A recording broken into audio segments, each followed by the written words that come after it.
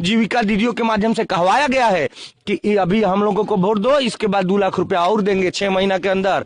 वही अब 2 लाख रुपया चाहिए, 2 लाख रुपया चाहिए। तो 40,000 करोड़ रुपया लोन लेकर दिया है ना, अब देखना पड़ रहा है कि 2-2 लाख रुपया देने के लिए कितना कर्जा ले रहा है। हम लोग मैदान में डटे रहेंगे, बिल्कुल डटे रहेंगे, बिल्कुल डटे रहेंगे।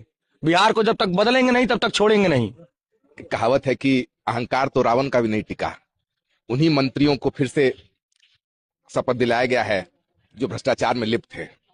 बिहार शिक्षा में नीचे से 4वें स्थान पर है। क्यों नहीं होगा जब उस राज्य का उप मुख्यमंत्री 7वीं पास नहीं है। बिहार इस देश का सबसे गरीब राज्य है। अब सम्राट चौधरी के बारे में बात करें जी, क्यों नहीं होगा जब यहाँ पर मंत्रिमंडल में वो लोग हैं जो 200 करोड़ जमीन के घोटाले में जिन पे ऊपर आरोप लगा हुआ है, और बिहार में लाखों परिवार ऐसे हैं जिनके पास 2 डिसमिल जमीन नहीं है। तो भाई बिहार इस देश का गरीब राज्य इसीलिए है। और आप देखिए कि कहीं ना कहीं ये जो आज मंत्रिमंडल में जिन्होंने शपथ लिया है वो बिहार की जनता के साथ एक भद्दा मजाक है। मतलब जो लोग परिवारवाद के नाम पर राजनीति करते आए हैं, आप देखिए कि उनके मंत्रिमंडल में एक लड़का बन गया है मंत्री, और वो कह रहा है कि बाबूजी से पूछिए कि हम मंत्री हम कैसे बन गए हैं। ना चुनाव लड़े, मतलब बीवी विधायक सांसद खुद वो राज्यसभा से हैं और बच्चा उनका मंत्री बन गया है। तो ये तो लोकतंत्र पे साफ भद्दा मजाक है। लेकिन जैसा कि एक कहावत है कि भाई कब तक, इसीलिए प्रशांत जी यहाँ पर बैठे हैं कि इस मौन से जो गूंज बिहार की जनता तक पहुंचेगी वो गूंज इनको सत्ता से नीचे गिराएगी और ये घमंड इनके काम नहीं आएगा। और आप देखिए कि अपोजिशन कहाँ है, घर पे सो रही है। आज बिहार में अपोजिशन कहाँ है? बिहार में अपोजिशन जंतुराज है। और इसीलिए हम लोग मौन कर रहे हैं कि अब 5 साल इनके नाक और कान में दम कर देंगे। हम इतनी आवाज उठाएंगे बिहार की जनता की कि इन्होंने जो जो वादे किए हैं इनको पूरा करना होगा और नहीं तो इनको सत्ता छोड़ना होगा। ऐसी क्या मजबूरी रही? आप लोग लगातार नीतीश कुमार के शहर के सवाल उठाते रहे, सम्राट चौधरी के बारे में बात करते रहे, सुखविंदर चौधरी के बारे में, मंगल पांडे के बारे में, फिर वही लोग शपथ ग्रहण लेकर आए। ये तो क्लियर है ना। जिस राज्य में 8 करोड़ लोग 100 रुपए भी नहीं कमाते हैं, वहां पर आप हर विधानसभा में 60 से 70 हजार लोगों को 10,000 रुपए देंगे तो क्या चुनाव प्रभावित नहीं होगा? ये तो कॉमन सेंस है। ये वो भी जानते हैं, बिहार की जनता भी जान रही है। लेकिन बिहार की जनता को यह भी पता है कि कब तक।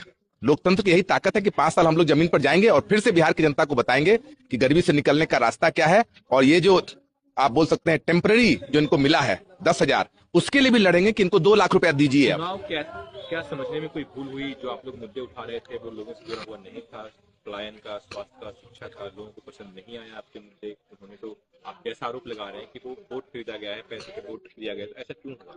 बिल्कुल, मुझे तो लग रहा है कि हम लोग को बिल्कुल मुद्दे समझ में आए। आप देखिए कि जून तक इस बिहार में 20 साल से नीतीश जी मुख्यमंत्री हैं और 400 रुपया से 410 रुपया भी इन्होंने नहीं किया वृद्धा पेंशन। जिस राज्य में इन्होंने 2015 में कहा था कि सबको बेरोजगारी भत्ता मिलेगा, अभी आके सितंबर में इन्होंने उसकी बात की है। तो अगर हम उन मुद्दों पर बात कर रहे थे जिस मुद्दों का कोई सरोकार जनता से नहीं है, तो पूरी अपोजिशन और जो सरकार में थी उन्हीं मुद्दों पर तो इन्होंने सारे स्कीम्स लाए हैं। चाहे वो 10,000 हो जाए, चाहे स्वरोजगार हो जाए। पहली बार प्रशांत जी ने कहा कि अगर जनता का राज आएगा तो पलायन बंद हो जाएगा। पूरा चुनाव पलायन पर लड़ा गया है। कहाँ हिंदू मुसलमान हुआ है? कहाँ पर जाति और धर्म की बात हुई है? आपको वोट क्यों नहीं मिले पलायन के मुद्दे पे, रोजगार के मुद्दे पे? आपको बताया तो कि भाई हम लोग उनको बता रहे हैं कि हम आएंगे तो ये होगा। और ये सरकार रहते हुए चुनाव के 2 दिन पहले अकाउंट में 10-10 हजार रुपया डाल रही है। तो जनता ने भी कहा चलो इनकी बात एक बार मान ली जाए। कैसे मैसेजिंग करेंगे लोगों को, अपनी बात रखेंगे? आगे साधारण सी बात है कि जिन जिन सपनों को इन्होंने दिखाया है, चाहे वो स्वरोजगार की बात हो, पलायन रोकने की बात हो, बिहार में 1 करोड़ रोजगार की बात हो, हर जिले में फैक्ट्री की बात हो, और सबसे बड़ी बात जिन पर इन्होंने वोट खरीदा है, 10,000 रुपया महिलाओं को दिया है, उनको 2 लाख रुपया दिलवा कर रहेंगे और नहीं तो सड़क पर उतरकर संघर्ष करेंगे।